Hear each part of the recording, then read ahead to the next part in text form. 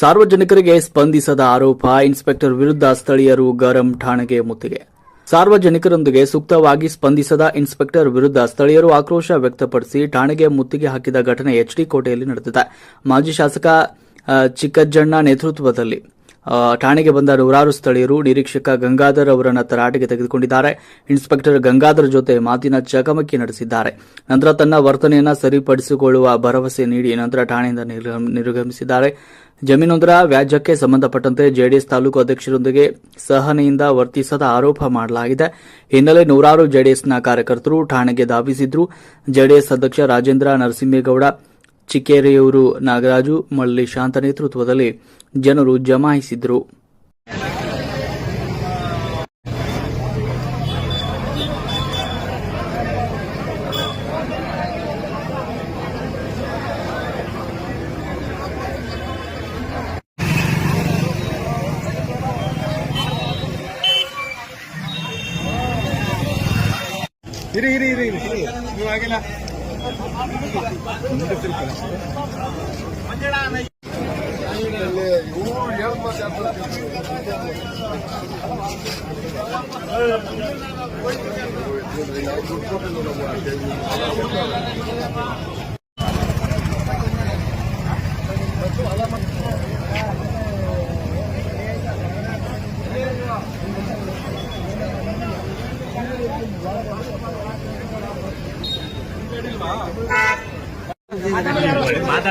ನಮ್ಮ ಎಲ್ಲಾ ಪಕ್ಷದ ಅಧ್ಯಕ್ಷರು ಮುಖಂಡರಿಗೆಲ್ಲ ನಾವಿಲ್ಲಿ ಬಂದಿದ್ದು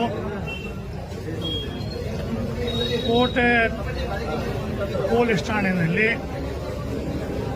ಸರ್ಕಲ್ ಇನ್ಸ್ಪೆಕ್ಟರ್ ಬಂದಂತ ಸಾರ್ವಜನಿಕರಿಗೆ ಕುಂದುಕೊರತೆ ತಂದಾಗ ಆಗ ಅವ್ರ ಗೌರವ ನಷ್ಟಲ್ಲ ಇನ್ನು ದೂರದ ಮೇಲೆ ಬಂದು ಚರ್ಚೆ ಆಯಿತು. ಅವರು ಇದುವರೆಗೆ ಏನು ಆ ಥರ ಆಗಿಲ್ಲ. ಮುಂದೆ ಆ ಥರ ಆಗಬಾರ್ದು ನೋಡ್ಕೊತೀನಿ. ಮುಂದೆ ಜೊತೆಲಿ ಎಲ್ಲ ಹೋಗೋಣ ಅಂತಂದ್ರು. ಎಲ್ಲ ಸಾಮರಸ್ಯವಾಗಿ ಮಾತನಾಡಿತು. ಈಗೆಲ್ಲ ಹೊರಗಡೆ ಬಂದಿದ್ದೀವಿ. ಮುಂದಕ್ಕೆ ನಮ್ಮ ಸಿ ವಿ ನಾರಾಯಣ ದೊಡ್ಡದಾಗಿ ವಿಚಾರ ಏನು ವಿಚಾರಕ್ಕೆ ಹೋಗಿದ್ರಿ? ಏನು ವಿಚಾರ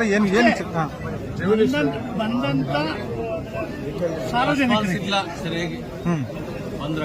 ನಡ್ಸ್ಕೊಳ್ಳಲ್ಲ, ಗೌರವ ಕೊಡಲ್ಲ ಅನ್ನೋದಕ್ಕೆ ನಮ್ಗೆ ಇವಾಗ ಅವ್ರೇನ ಇವಾಗ ಇದ್ರ ಬಗ್ಗೆ ಅಂತ ಹೇಳಿ ಅದು ನಾನೇ ಕೇಳಿ.